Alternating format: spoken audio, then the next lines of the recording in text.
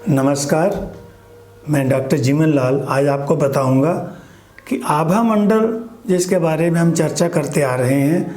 आभा मंडल के जैसे मैंने बताया था कि 7 से 9 फीट इसका साइज होता है, मिनिमम होना चाहिए। आज हम इसके आकार के बारे में बात करेंगे। इनके आकार कैसे होने चाहिए, शेप्स कैसे होनी चाहिए, और जो आकार होते हैं वो कैसे पता चले कि मेरे आभा मंडल का आकार ये है। सबसे पहले हम आते हैं ट्रायंगुलर, त्रिभुजाकार आभा मंडल। जिन व्यक्तियों का आभा मंडल त्रिभुजाकार होता है वो डॉक्टर बन सकते हैं, वो नर्सिस बन सकते हैं, वो ब्लड बैंक खोल सकते हैं, वो केमिस्ट की दुकान खोल सकते हैं, मेडिसिन का व्यापार कर सकते हैं, वैद्य बन सकते हैं, हकीम बन सकते हैं। अब आप जानेंगे कि मेरा आभा मंडल कैसे है, ये पूछेंगे आप अपने आप से।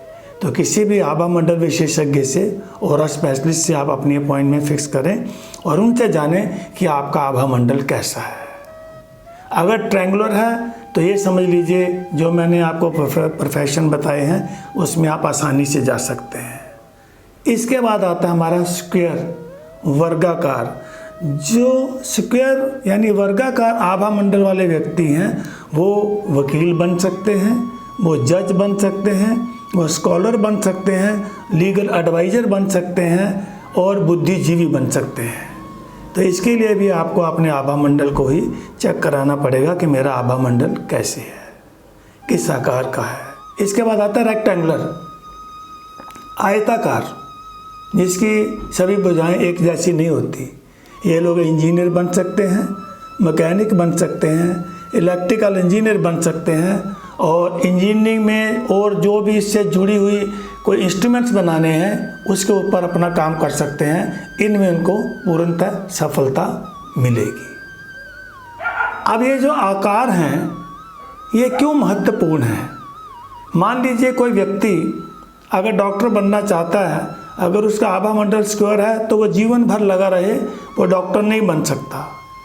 और अगर कोई व्यक्ति इंजीनियर बनना चाहता है और उसका आभा मंडल किसी और आकार का है तो वो फिर इंजीनियर नहीं बन सकता। इसीलिए इन चीज़ों को विशेष करके ध्यान दें कि अगर आप आभा मंडल का आकार समझ गए, अपने आभा मंडल को समझ गए कि मेरे आभा मंडल किस आकार के हैं, तो आपको निश्चित रूप से आपको सफलता मिलेगी। अब आते हैं हमारे पास गोलाकार, बिल्कुल गोल आभा मंडल। गोल आभा मंडल वाले क्या कर सकते हैं, वो कंप्यूटर इंजीनियर बन सकते हैं, सॉफ्टवेयर इंजीनियर बन सकते हैं, पायलट्स बन सकते हैं और टूरिज्म में उनको सफलता मिलेगी, वो टूरिज्म के लिए काम कर सकते हैं। बहुत से ऐसे लोग हैं जिनका आभा मंडल जब गोल नहीं होगा, सर्कल में नहीं होगा, तो वो अगर चाहें कि ये चीज़ें बनना तो वो नहीं बन पाएंगे। इसलिए उनको ध्यान रखना पड़ेगा कि मेरे को अगर ये प्रोफेशन में जाना है तो आभा मंडल को उस आकार में ही देखना पड़ेगा। इसके बाद आता है ओवल शेप। द बेस्ट, सबसे बेस्ट जो है वो ओवल शेप है, अंडाकार जिसे बोलते हैं हम, इस प्रकार का आभा मंडल।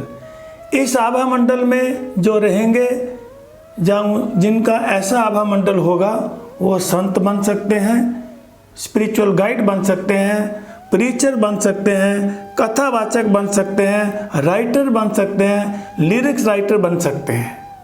तो ये मैंने आपको 5 प्रकार के आकार बताए जिसमें आभा मंडल अगर इस प्रकार का है तो वो अपने फिक्स्ड प्रोफेशन में जाएंगे तो उनको निश्चित सफलता मिलेगी। अब प्रश्न ये पैदा होता है कि हमने किसी से चेक भी करा लिया कि हमारा आभा मंडल ट्रायंगुलर है या हमारा आभा मंडल गोल है या रेक्टेंगुलर है या स्क्वायर है, तो हम अगर उस आभा मंडल के नहीं हैं तो फिर क्या करें। उसके लिए कुछ ऐसी विधियां हैं जिससे आप अपने आभा मंडल को चेंज कर सकते हैं। वो अगली कड़ी में हम आपको फिर बताएंगे कि ऐसे आभा मंडल का निर्माण हम कैसे कर सकते हैं। जब आप किसी विशेषज्ञ से चेक करा लेंगे कि मेरा आभा मंडल कैसा है तो वो भी आपको बता सकते हैं कि आपको अपने आभा मंडल को मान लो ट्रायंगुलर से ओवल में आना है तो क्या विधि करनी है। वैसे हम अगली कड़ियों में आपको ये बताते रहेंगे कि आप इस बार के आभा मंडल का निर्माण कैसे कर सकते हैं। मेरी ये जो आभा मंडल की परिभाषा और ज्ञान दे रहा हूँ। मेरी सबसे प्रार्थना, हाथ जोड़कर प्रार्थना है कि ये संदेश सबको दीजिए। इसलिए हमारे इस प्रोग्राम को लाइक करें, शेयर करें, सब्सक्राइब करें, ताकि ज़्यादा लोगों का भला हो। फिर अगली कड़ी में मिलते हैं, तब तक के लिए नमस्कार। स्वस्थ रहें, संतुलित रहें, सुरक्षित रहें।